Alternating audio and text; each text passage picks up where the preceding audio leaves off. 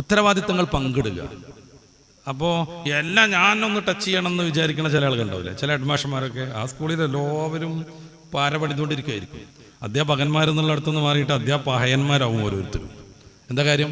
അവരെ വേണ്ട വിധം ഒന്നിച്ചു കൊണ്ടെടുക്കാൻ ത്രാണിയില്ലാത്ത, കേവലം സീനിയോറിറ്റി കൊണ്ട് മാത്രം ഹെഡ്മാഷായ ഒരാളാണ് അവിടുത്തെ മെയിൻ ആള്. അതുകൊണ്ട് സംഭവിക്കുന്നതാണ്. ചില കുടുംബത്തിലുണ്ട് എല്ലാം ഞാൻ തന്നെ ചെയ്യണമെന്ന് വിചാരിക്കുന്ന ചില വാപ്പന്മാർ. ചില കുടുംബത്തിലെ വാപ്പന്മാരുടെ വിഷയം എന്താണ്?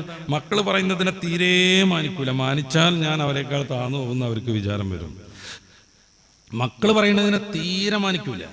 സത്യത്തിൽ റസൂലുള്ളാഹി സ്വല്ലല്ലാഹു അലൈഹി വസല്ലമ തങ്ങൾ ബദർ രണാങ്കളത്തിന്റെ ഏറ്റവും സങ്കീർണമായ സന്ദർഭത്തിൽ അതിങ്ങനെ തുടങ്ങാൻ നിൽക്കുകയാണ്. സഹാബാക്രാമിനോട് കൂടി ആലോചിച്ചില്ലേ, നമുക്ക് ഇവിടെ ടെന്റ് കെട്ടാം, നമുക്ക് നമ്മുടെ വെള്ളം സംവിധാനങ്ങളൊക്കെ ഇവിടെ സ്ഥാപിക്കാമെന്ന് റസൂലുള്ളാഹി സ്വല്ലല്ലാഹു അലൈഹി വസല്ലമ തങ്ങൾ പറഞ്ഞു.